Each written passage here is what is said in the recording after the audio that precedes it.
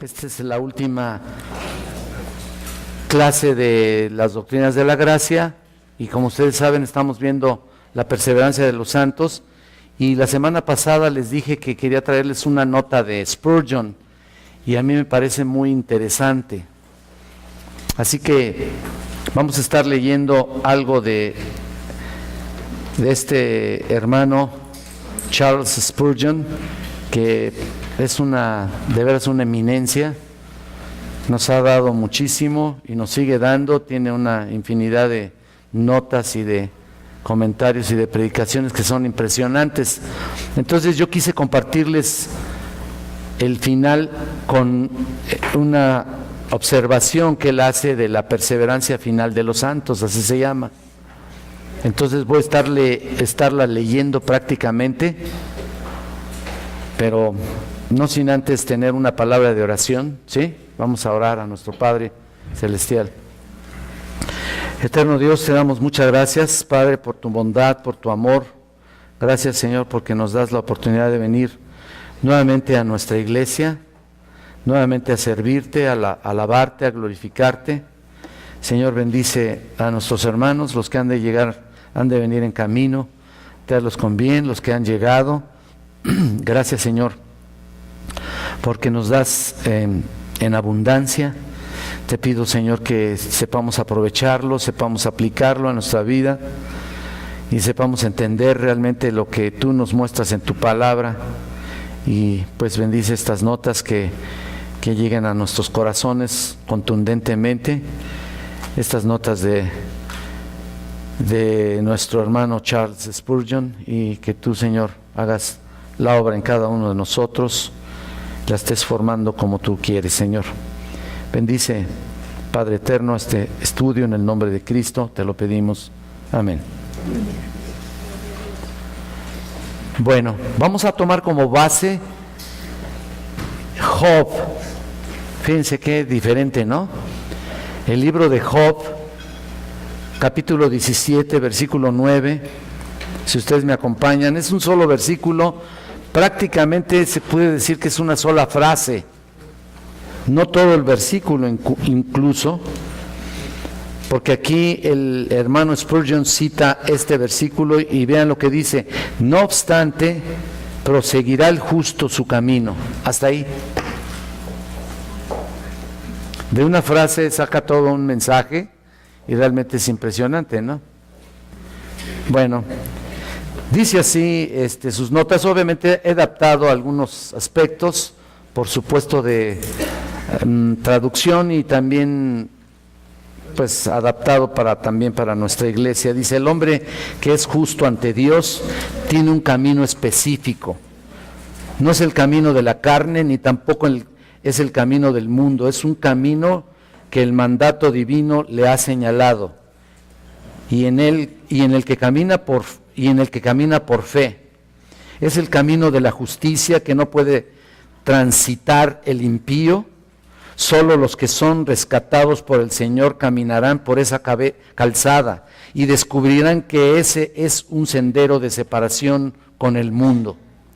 Entonces, aquí paro un momento y les transmito que el hecho de estarles leyendo lo que dice Spurgeon es muy importante, porque es distinto a los otros comentarios que también yo he investigado y distinto al hecho de lo que Dios nos ha dicho hasta ahora, ¿no? Específicamente en la perseverancia final de los santos.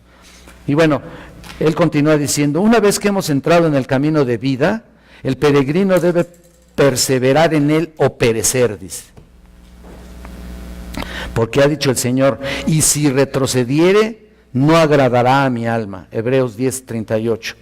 La perseverancia en el camino de fe y santidad es una necesidad del cristiano, porque solamente el que persevere hasta el fin, éste será salvo. Mateo 10:22. Porque sería en vano ver brotar rápidamente la semilla que es sembrada sobre la roca y luego secarse rápidamente cuando el sol está en lo alto, ¿no? Eso solamente demostraría que una planta así no tiene raíces y por lo tanto no terminó de germinar, no se consolidó. No estamos hablando de un verdadero cristiano que pierda la salvación. porque los que han recibido la semilla, dice, se llenan de savia los árboles de Jehová. Salmo 104, 16. Y permanecen y continúan y dan fruto aún en su ancianidad para demostrar lo que el Señor ha hecho en sus vidas. Hay una gran diferencia entre el cristiano nominal y el cristiano real. Y esto generalmente se puede comprobar en el fracaso de uno y la perseverancia de otro. Ahora, la declaración del texto es que el hombre verdaderamente justo va a proseguir su camino, no regresará, no se desviará ni a derecha ni a izquierda, ni descansará quedándose sin hacer nada, ni tampoco desmayará, ni dejará de andar su camino, sino que él proseguirá su camino. Frecuentemente, dice, le resultará muy difícil hacerlo, es cierto, pero tendrá esa resolución el poder de la gracia interna que le ha sido otorgado y por eso proseguirá su camino con firme determinación, como si se sostuviera con soldadura y no esté dispuesto a soltarse. Es posible que no siempre viaje a la misma velocidad, escuchen esto, no se dice que mantendrá su paso, pero proseguirá su camino. Hay momentos en los que corremos sin cansarnos, pero a menudo simplemente caminamos y estamos muy agradecidos porque no desmayamos. Y hay periodos cuando estamos contentos con gatear como un bebé y arrastrarnos por el camino, pero aún así demostramos que proseguirá el justo su camino.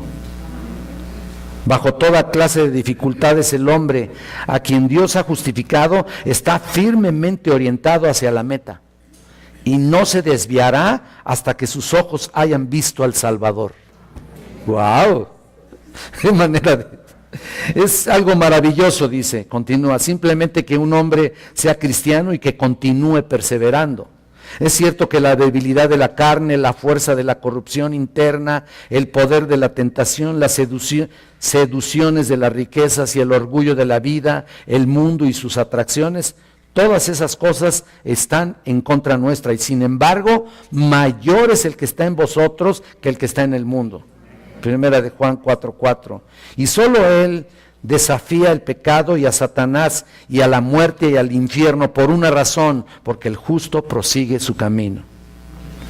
Yo veo que nuestro texto, Job 17:9, tiene mucho que darnos y aquí tan solo en esta frase declara con precisión la doctrina de la perseverancia final de los santos. No obstante, proseguirá el justo su camino. La Escritura nunca enseña que un hombre llegará al final de su jornada sin que continúe viajando a lo largo del camino. Es decir, no es cierto que un acto de fe sea todo y que no se requiera frutos constantes de oración y de vigilancia cada día. La doctrina que estamos enseñando es exactamente lo opuesto a eso. Es decir, el justo proseguirá su camino, o en otras palabras, continuará en fe, en arrepentimiento, en oración y bajo la influencia de la gracia de Dios siempre. Nosotros no creemos que en la salvación como una fuerza física que trata al hombre como un tronco muerto y que lo transporta al cielo. No, el cristiano prosigue, él está activamente involucrado en lo que él es y camina pesadamente, cuesta arriba, aunque sea muy difícil. Dice, nunca pensaríamos que porque un hombre supone que ha entrado en este camino de la fe, pueda concluir que tiene certeza de salvación. Y aquí va. No, dice, sino que afirmamos que quien verdaderamente recibe el Espíritu Santo y cree en el Señor Jesucristo, no regresará, sino que perseverará en el camino de la fe para siempre. Una persona no podría ser salvo si se deleita en el pecado como lo hacía antes. ¿Por qué? Porque es guardado por el poder de Dios a través de la fe para salvación. Pero quiero aclarar algo, aunque el creyente cometiera o cometerá todavía muchos pecados para su congoja, sin embargo el tenor de su vida será la santidad para Dios y proseguirá en el camino de obediencia, no dejará para siempre al caído, siempre caído al justo, dice el Salmo 56:22. Nosotros no creemos y detestamos la doctrina que establece que un hombre que alguna vez creyó en Jesús, alguna vez, le acentué ahí, alguna vez creyó en Jesús, sea salvo. a pesar de ser desobediente. Claro, ¿no? Realmente me niego a aceptar que una persona sí sea verdaderamente creyente. Ya lo hemos visto. Dice, si me acompañan a Santiago, vean ustedes aquí lo que dice para reforzar precisamente lo que está diciendo Spurgeon. Santiago capítulo 2, versículo 14. Y aquí está el punto. Yo creo que aquí está la principal cosa. Yo ya había predicado acerca de este pasaje y ustedes vean, hermanos míos, ¿de qué aprovechará si alguno dice que tiene fe y no tiene obras? ¿Podrá la fe salvarle? ¿Se dan cuenta? Entonces el cristiano debe perseverar en su camino haciendo obras, en otras palabras, teniendo frutos en su vida. Y luego continúa diciendo, la intención del enemigo es hacer creer que una persona es salva sin tener frutos. No, si un hombre, si es verdaderamente un creyente en Cristo, buscará por algún medio servir a nuestro Señor, porque no vivirá según la voluntad de la carne, porque sigue luchando para no ser dominado por ella. Un hijo de Dios verdadero, cuando cae en pecado, sentirá dolor y miseria y no descansará nunca hasta que sea lavado de su culpa. Aquí hay 2 puntos al respecto que Spurgeon quiere mostrarnos esta mañana, 2 puntos tan solo con este texto de Job. Número 1, la doctrina, aunque ya, como les dije, ya hemos visto algunos aspectos, pero lo vamos a ver desde ese punto de vista, ¿no? Que es tan importante y tan fuerte, ¿no? Se pudiera decir, la doctrina y la aplicación, 2 puntos nada más. En primer lugar, la doctrina. Sigan por favor este argumento con sus Biblias abiertas. La mayoría de ustedes han recibido de manera continua la doctrina sana, doctrinas de la gracia que hemos estado enseñando aquí, dice, y por lo tanto la doctrina de la perseverancia final no requiere mucha demostración porque se deduce de todas las otras doctrinas. Creemos que Dios tiene un pueblo elegido que ha sido escogido para vida eterna y esa verdad necesariamente implica la perseverancia de la gracia. Creemos en la redención y esto asegura la salvación y por consiguiente la perseverancia de los redimidos. Creemos en el llamamiento eficaz que está ligado a la justificación, una justificación que asegura la glorificación. Ahora bien, dice, vamos a ver que hay advertencias para los que no están perseverando. Y en la epístola a los Hebreos nos habla de ellas y las cataloga como apostasía. Fíjate lo que está él catalogando como apostasía para los que no están perseverando y que obviamente no son salvos. En el capítulo 10 de Hebreos, si ustedes quieren ir por ahí, el autor hace una severa advertencia declarando que aquellos que actúan de manera contraria al espíritu de la gracia son dignos de mayor castigo que los que violaron la ley de Moisés. Qué tremendo, ¿no? Pero concluye el capítulo con estas palabras. Vean, 10:38. Hebreos 10:38 dice, mas el justo vivirá por fe, y si retrocediere, no agradará a mi alma. Ya lo he citado. Versículo 39, pero nosotros no somos de los que retroceden para perdición, sino de los que tienen fe para preservación del alma. ¿No? Esto es lo opuesto a la apostasía y que no están incluidos entre los que retroceden, continúa diciendo, y no es que hayan retrocedido porque hayan perdido su salvación, sino que retroceden porque nunca fueron auténticos y su infidelidad está encaminada a su propia destrucción. En otras palabras, los apóstatas se alejan de Cristo porque aunque estén a punto de creer, retroceden porque todavía son atraídos por el mundo y aman su pecado. La palabra perdición se refiere al castigo eterno o juicio de los incrédulos. En el Evangelio de Juan, donde nuestro Señor, nuestro Salvador, habla de los pámpanos de la vid que no permanecen en ella, que son echados fuera y arrojados al fuego. Estos son descritos como pámpanos en Cristo que no llevan frutos. ¿Son ellos verdaderos cristianos? ¿Cómo pueden serlo si no llevan fruto? La Biblia dice, por sus frutos los conoceréis. El pámpano que lleva fruto es limpiado, pero nunca es echado fuera. Quienes no llevan fruto no son figuras de verdaderos cristianos, sino que representan adecuadamente a simples profesantes. Nuestro Señor en Mateo 7:22 nos habla en relación a muchos que en ese día dirán, Señor, Señor. ¿Se acuerdan de ese pasaje? Qué duro es, ¿no? Realmente es terrible. Y él responderá, no os conocí. No les va a decir, ya te olvidé, sino más bien, nunca os conocí, nunca fueron realmente sus discípulos. Pero ahora nos enfocaremos en el argumento mismo.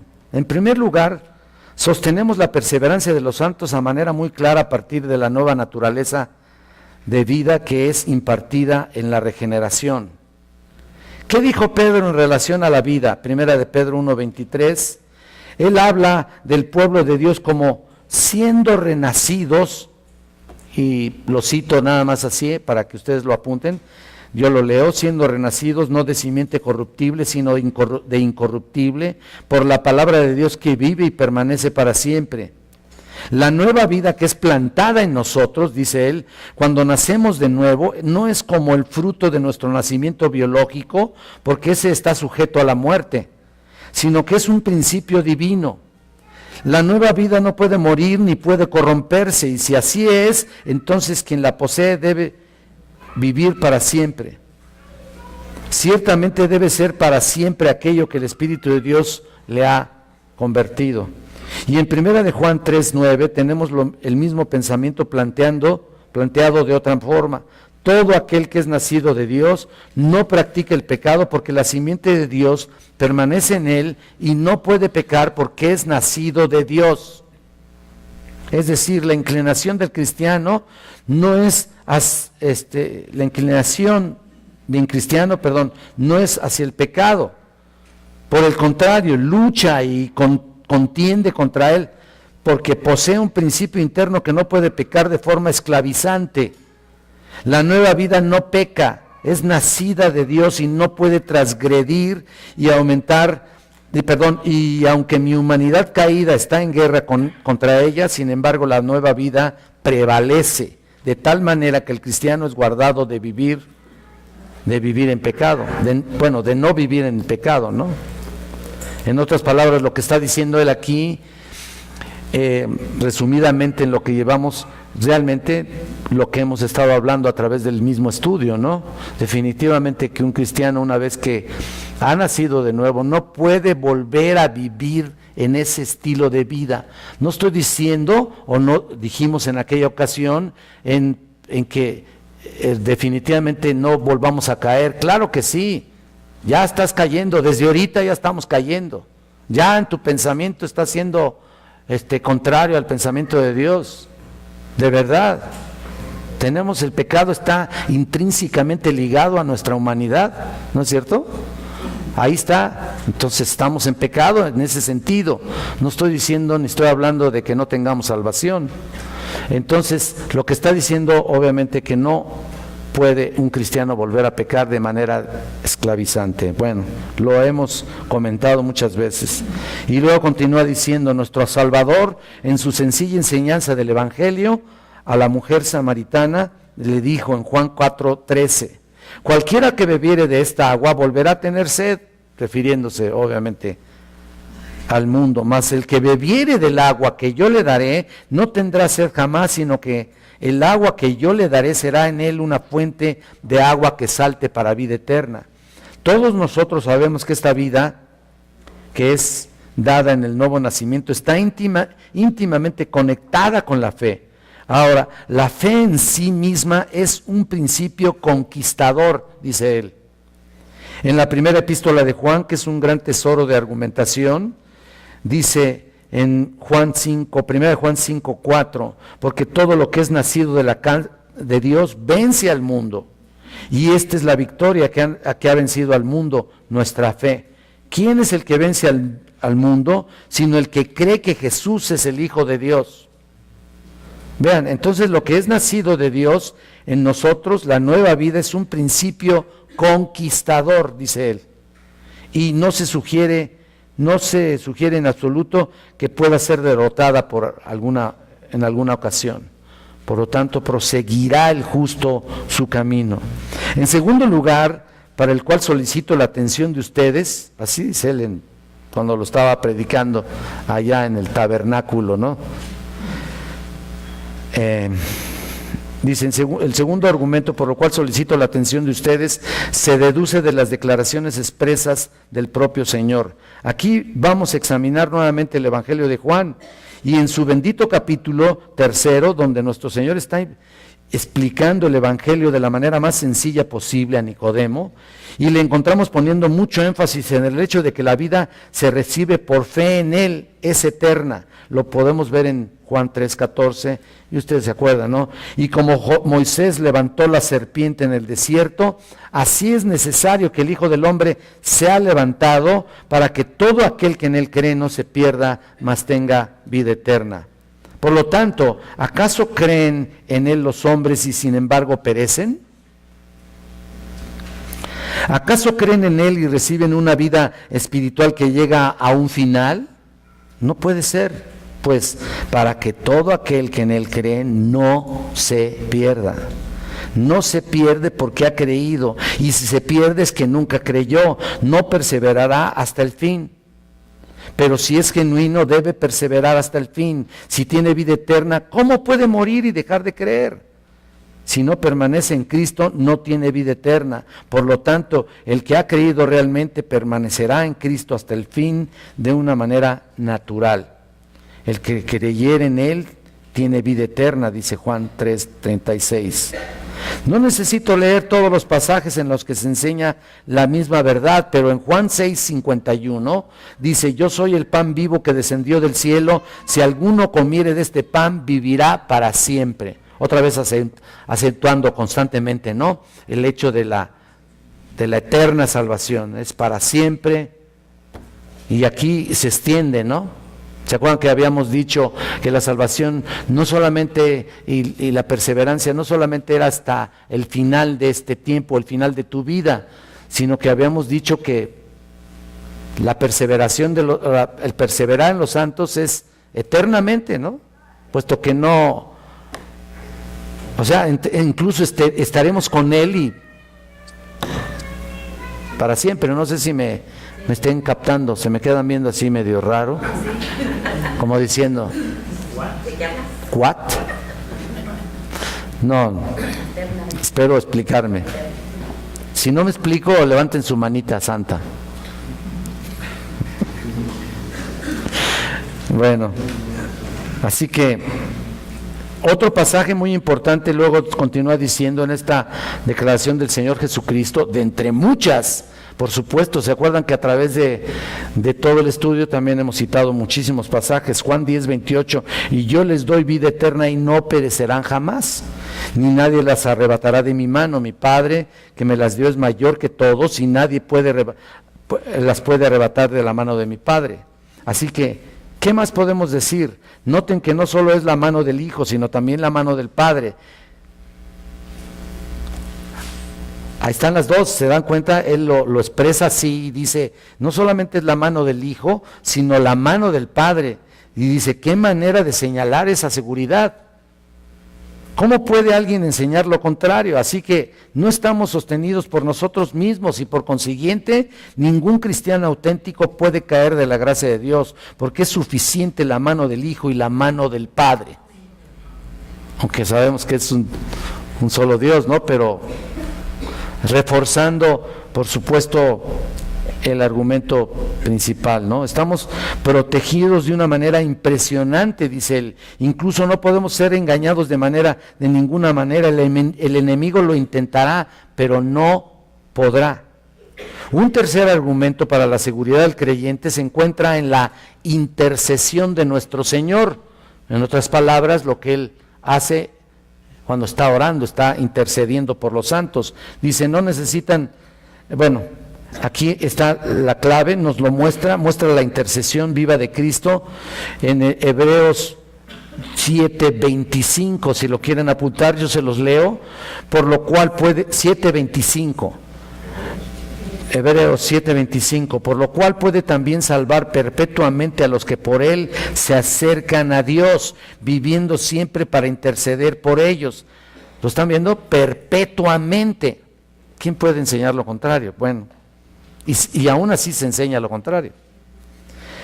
Nuestro Señor Jesús se ha resucitado y se ha elevado a la gloria y ahora intercede sobre la base del mérito de su obra perfecta ante el eterno trono.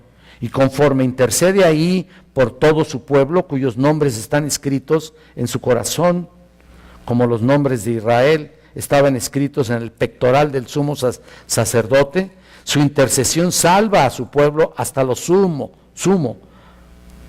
Ahora tenemos un cuarto argumento. Acumulamos una segura confianza en la perseverancia de los santos por el carácter y la obra de Cristo.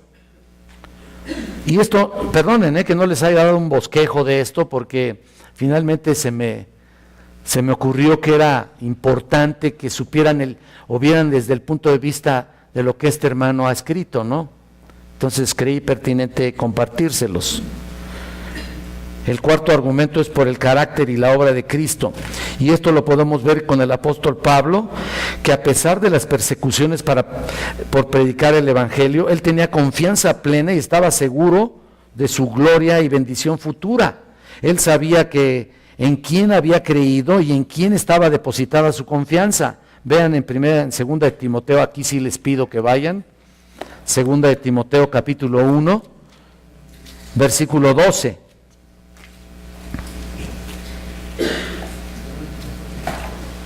1:12 de segunda de Timoteo, dice, por lo cual asimismo padezco esto, pero no me avergüenzo, porque yo sé en quién he creído, y escuchen esto, y estoy seguro que es poderoso para guardar mi depósito para aquel día. Él no dijo, yo sé en quién, fíjense aquí, esto es muy importante, estamos leyendo el 12, yo sé. Muchos leemos así, no sé si se han dado cuenta, muchos leemos, yo sé en quién he creído, pero no dice así, yo sé a quién he creído, y creo que aquí hay una gran diferencia,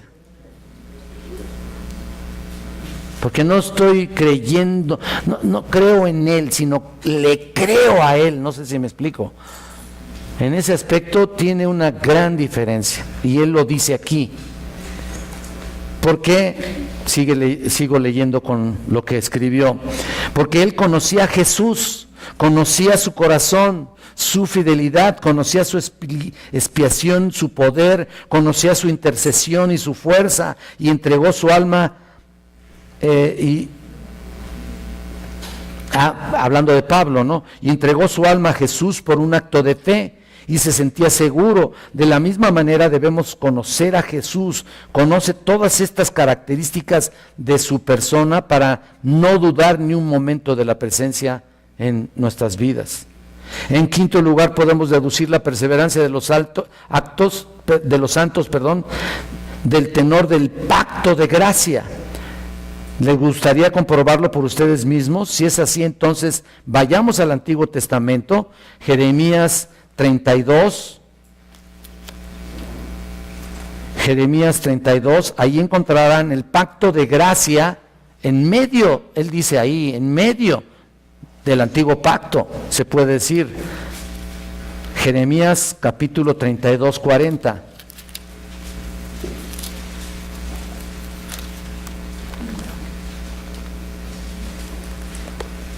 ¿Lo tienen, hermanos? Y haré con ellos pacto eterno, que no me volveré atrás a hacerles bien, y pondré mi temor en el corazón de ellos para que no se aparten de mí. ¿Lo están viendo? Realmente, hablando de esto, haciendo un alto, perdón, no, este es Jeremías 32:40. Realmente él está hablando aquí, Jeremías, y está señalando el Spurgeon acerca de este pasaje por la sencilla razón de que en medio de la promesa del antiguo pacto a los judíos, él menciona el nuevo pacto. En medio de eso, ¿no? Qué maravilla, ¿no? Bueno, solamente es una observación.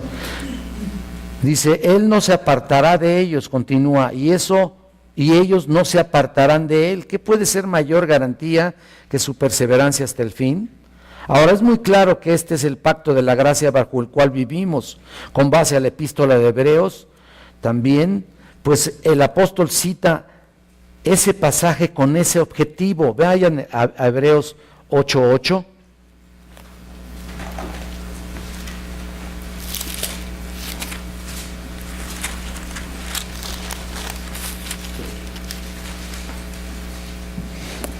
Porque reprendiéndoles dice, he aquí vienen días, dice el Señor, en que estableceré con la casa de Israel, en la casa de Judá, un nuevo pacto. ¿Lo están viendo?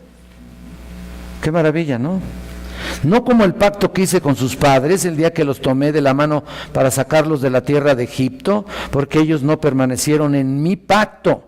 Y yo me desentendí de ellos, dice el Señor, por lo cual este es el pacto que haré con ellos, con la casa de Israel. Después de aquellos días, dice el Señor, pondré mis leyes en la mente de ellos y sobre su corazón las escribiré y seré a ellos por Dios y ellos me serán a mí por pueblo, y ninguno enseñará a su prójimo, ni ninguno a su hermano, diciendo conoce al Señor, porque todos me conocerán, desde el menor hasta el mayor de ellos, porque seré propicio a sus injusticias y nunca más me acordaré de sus pecados y de sus iniquidades. Wow, qué tremendo, ¿no? Miren, ¿por qué menciona él ahí? Incluso es importante señalar, él continúa aquí diciendo que el antiguo pacto tenía un sí condicional. De hecho, aquellos que han estudiado los pactos se dan cuenta que el antiguo pacto tenía un sí condicional. Era, si ustedes obedecen, serán bendecidos, ¿se acuerdan? Y vino una falla de parte del hombre y todo el pacto terminó en un desastre. Ese era el pacto de obras y ese pacto estaba en servidumbre, y así nosotros, hasta que fuimos liberados de él e introducirnos al pacto de la gracia, fuimos liberados, que no tiene ningún sí condicional, sino que manifiesta claramente el peso de la promesa: yo haré y ustedes harán. En todo momento, seré a ellos por Dios y ellos me serán a mí por pueblo. Gloria sea a Dios, dice, este pacto no dejará de tener vigencia, pues vean cómo el Señor declara su carácter durable en el libro de Isaías 54:10, si quieren apuntarlo. Porque los montes se moverán y los 54:10, Isaías 54:10. Porque los montes se moverán y los collados temblarán, pero no se apartarán de ti mi misericordia, ni el pacto de mi paz se quebrantará, dijo Jehová, el que tiene misericordia de ti. Y nuevamente en Isaías 55:3 dice, y haré con vosotros pacto eterno, las misericordias firmes a David. El sexto y último argumento lo sacaremos de lo que ya ha sido hecho en nosotros. Un bendito pasaje en el Jeremías 31:3. Jehová se manifestó a mí ya mucho tiempo. A mí hace ya mucho tiempo, diciendo, con amor eterno te he amado. Jeremías 31:3. Con amor eterno te he amado, por tanto te prolongué mi misericordia. Debido al amor eterno nos ha prolongado su misericordia.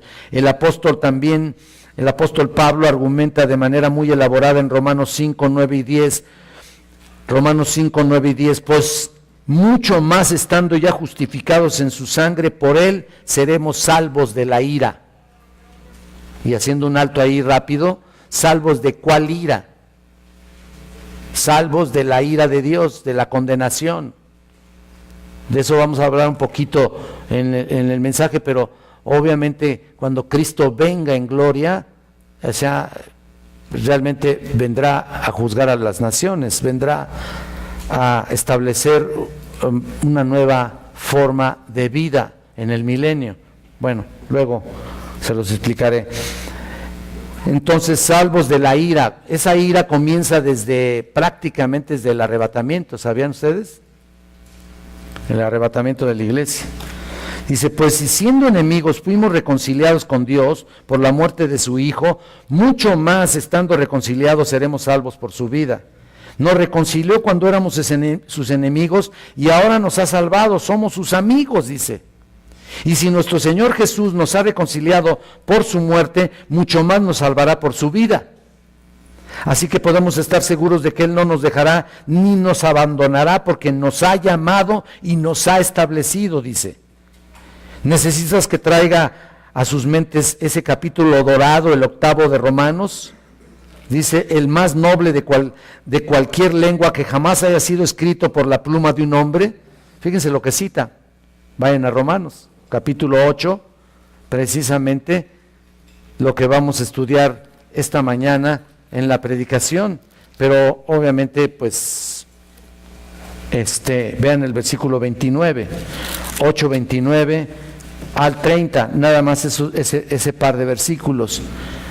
Dice, porque a los que antes conoció también los predestinó para que fuesen hechos conforme a la imagen de su Hijo, para que en él sea el primogénito entre muchos hermanos. Y a los que predestinó, a estos también llamó, y a los que llamó, a estos también justificó, y a los que justificó, a estos también glorificó. No hay ningún rompimiento, dice aquí el Spurgeon, en la cadena entre la justificación y la glorificación, y ningún rompimiento que podamos suponer que puede ocurrir, pues el apóstol lo coloca fuera de cualquier peligro. Cuando dice, ahora vuelve él al 8, al mismo capítulo, pero a partir del 33, ¿quién acusará a los escogidos de Dios? ¿Quién es el que justifica? ¿Quién es el que condenará? Perdón, ¿quién acusará a los escogidos de Dios? Dios es el que justifica, perdón. ¿Quién es el que condenará? Cristo es el que murió, más aún el que también resucitó, el que además está a la diestra de Dios, el que también intercede por nosotros. ¿Quién nos separará del amor de Dios, de Cristo? ¿Tribulación, o angustia, o persecución, o hambre, o desnudez, o peligro, o espada? Ahora, el 38. Estamos en el capítulo 8, vamos al 38, por lo cual estoy seguro que ni la muerte, ni la vida, ni ángeles, ni principados, ni potestades, ni lo presente, ni lo porvenir, ni lo alto, ni lo profundo, ni ninguna otra cosa creada nos podrá separar del amor de Dios que es en Cristo Jesús, Señor nuestro. Tremendo, ¿no? No hay ningún rompimiento. Entonces, de la misma manera el apóstol escribe en Filipenses 1:6, estando persuadido en esto, que el que comenzó en vosotros la buena obra, la perfeccionará hasta el día de Jesucristo. Ahí está, no puede detenerme para mencionar las muchas otras escrituras, dice él, en las que ha sido hecho y utilizado como un argumento que la obra del Señor será completada, sino que es de conformidad a la conducta del Señor terminar cualquier cosa que Él emprende. Gracia y gloria dará Jehová y perfeccionará lo que concierne a nosotros. Escucha estas palabras del profeta Oseas capítulo 2, versículo 19 al 20. Y te desposaré conmigo para siempre. Oseas 2, 19 y 20. Te desposaré conmigo para siempre, te desposaré conmigo en justicia, juicio, benignidad y misericordia, y te desposaré conmigo en fidelidad, y conocerás a Jehová. Son textos que incluso no tocamos, ¿no es cierto? Pero vean qué enfoque tan precioso, ¿no? Entonces, esta maravillosa unión es explicada por medio de la figura de la cabeza y el cuerpo. Nosotros somos miembros del cuerpo de Cristo. ¿Acaso los miembros de su cuerpo pueden desprenderse? ¿Es amputado Cristo? Dice ahí él. ¿Se le puede poner miembros nuevos? cuando pierde los viejos, como si fuera prótesis, ¿no? No, siendo miembros de su cuerpo no seremos separados de él, pero el que se une al Señor, un espíritu es con él. Entonces, ahí está. Ahora vayamos a la aplicación que él dice. La primera aplicación es para animar al hombre que va camino al cielo. Proseguirá el justo su camino. Si yo tuviera que realizar un viaje muy largo, digamos, de Londres, él dice así, de Londres a John Groats, no sé qué ciudad sea esa, pero suena padre, ¿no? Allá por los Inglaterras. No se preocupen si tienen ganas de conocer Londres y dicen, no, pues ¿cuándo? No se preocupen, todos podemos conocer todo el mundo, pero en el milenio. Cuando seas ya una persona que pueda estar de un lado a otro, en un abrir y cerrar de ojos, ¿no? Porque tendremos un cuerpo especialmente preparado para eso. Bueno, y dice así, si yo tuviera que realizar un viaje muy largo, digamos de Londres a John Groats, confiando en que mis pobres piernas débiles me lleven, y con un peso que cargar también, él era gordito, ¿no? Podría comenzar a desesperarme, y ciertamente el propio primer día de camino me noquearía, dice. Pero si yo tuviera una seguridad divina que me afirma categóricamente, tú proseguirás tu camino y llegarás a tu destino, yo siento que cobraría ánimos para alcanzar mi tarea, para alcanzar la meta. Difícilmente alguien se lanzaría a una jornada difícil si no creyera que puede terminarla. Pero la dulce seguridad que alcanzaremos nuestro hogar nos lleva a cobrar ánimos. Ahí está el punto, ¿no?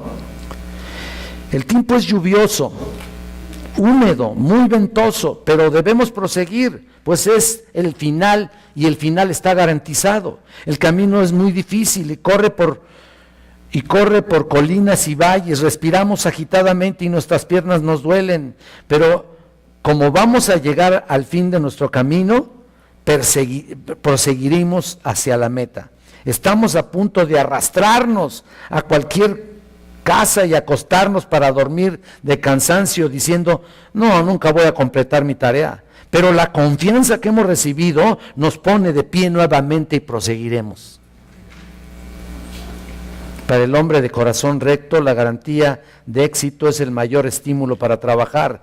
Si es así, que voy a vencer al mundo, me voy a conquistar que voy a conquistar el pecado, que no voy a ser un apóstata, que no voy a abandonar mi fe, que no voy a arrastrar mi escudo, que voy a llegar a casa siendo un conquistador, entonces voy a actuar como un hombre y voy a luchar como un héroe. Tiene un lenguaje fuerte, ¿eh? Dice, esta es la razón por la que las tropas británicas han ganado la batalla a menudo, porque los jóvenes que tocan los tambores no saben cómo llamar a la retirada. Las tropas no creen en la posibilidad de la derrota. Muchas veces fueron derrotados por los franceses, pero ellos no querían creerlo y por lo tanto no huían. Ellos sentían que ganaban y por tanto permanecían como rocas sólidas en medio de la terrible artillería del enemigo hasta que se declaraba la victoria a su favor. O sea que el ejército británico, ¿no?, se enfrentaba a las tropas francesas y ¿qué sucedía? Aun cuando les estaban diciendo que no, están perdiendo o ya retírense, están tocando la retirada, ¿no? ¿Se acuerdan cómo hay una trompeta, ¿no?, para tocar una retirada, ¿no? Y ellos dicen, no puede ser, aquí nos quedamos. Y de repente llegaba la notificación, hemos ganado. ¿Qué significa, no? Significa cómo realmente perseveramos y estamos conscientes de que llegaremos a la meta, de que no nos vamos a aflojar en el camino y vamos a tener una actitud de derrotismo, ¿no es cierto? Y por cualquier cosa, y mira, ¿sabes qué? Y puedo decir que sea cualquier cosa, es mucho ¿cómo se llama? Puedo decir que es insignificante comparado con lo que está por venir y con lo que nos espera. Hermanos, nosotros haremos lo mismo, dice aquí, si nos damos cuenta que somos perseverados en Cristo, guardados por el poder de Dios por medio de la fe para salvación. Cada creyente verdadero será un conquistador. Y esta es la razón para pelear una buena guerra. Está preparada para nosotros una corona de vida en el cielo que no perderá su calor. La corona está preparada para nosotros y no para quienes vienen de manera imprevista. La corona reservada para mí es tal que nadie más puede usarla. Y si es así, entonces voy a combatir y voy a esforzarme hasta el fin, hasta que el último enemigo sea vencido y la muerte misma esté muerta. Parece pleonasmo, ¿no? La muerte misma esté muerta. Otra aplicación es esta. ¿Qué estímulo es este para los pecadores que desean la salvación? Debe guiarlos a venir y recibir esto con un deleite agradecido. Quienes niegan esta doctrina ofrecen a los pecadores una pobre salvación devaluada que no vale la pena, y no es sorprendente que los pecadores no se queden con ella. Así como el Papa dio a Inglaterra al rey de España. No entiendo esto, no tuve tiempo de tener una explicación para ello. Perdonen que no lo investigué, pero realmente creo que realmente el Papa tenía el dominio, ¿no? en todos los sentidos. Tenía el sartén por el mango, como decimos, y ellos eran los que ponían reyes aquí y acá y acullá, ¿no? Como católicos lo estaban haciendo. Bueno, dice, si hubiera podido obtener ese país, así ellos ofrecen la salvación de Cristo si un hombre puede merecerla por medio de su propia fidelidad, hablando del catolicismo. De conformidad con algunas personas, la vida eterna es dada a ustedes, pero puede ser que no sea eterna, puede perderse, puede durar solo un poco de tiempo. Cuando yo no era más que un niño, me preocupaba porque veía a algunos de mis jóvenes compañeros que eran un poco mayores que yo, cuando se convertían en aprendices y llegaban a Londres, que se convertían en personas viciosas.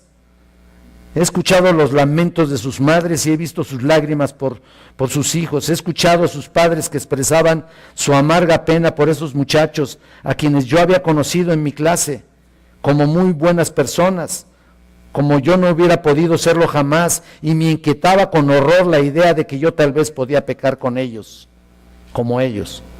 Ellos no guardaban el día del Señor. Hubo un caso de un robo de una caja fuerte para irse de farra el domingo.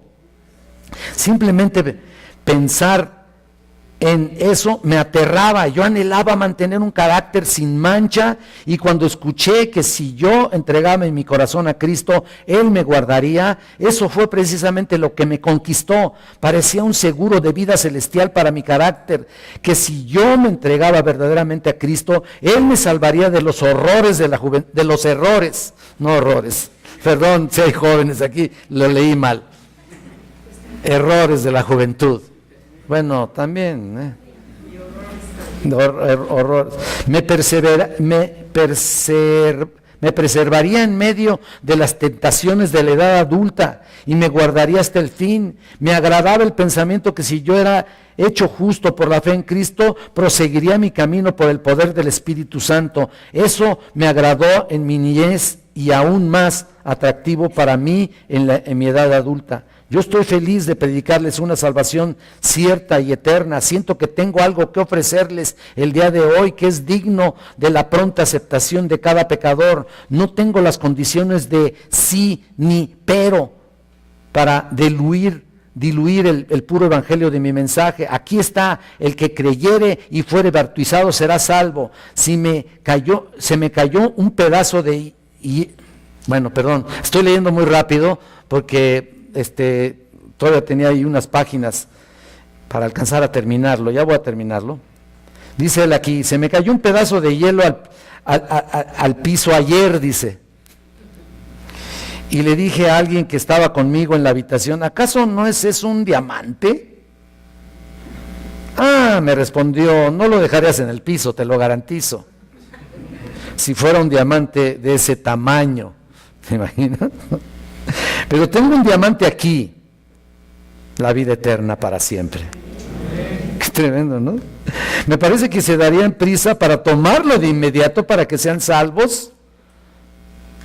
Ahora, para que sean salvos ahora, para que sean salvados en su vida, para que sean salvados en la muerte, de la muerte, para que sean salvados en la resurrección, para siempre, por el poder eterno y el amor infinito.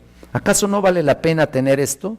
Pobre alma, agárralo, dice. Tú puedes tenerlo simplemente creyendo en Jesucristo, o en otras palabras, confía tu alma a Él. Deposita tu eterno destino en este banco divino y luego puedes decir, porque yo sé a quién he creído y estoy seguro que es poderoso para guardar mi depósito para aquel día. Fin de la cita. Firma Charles Spurgeon. Oremos.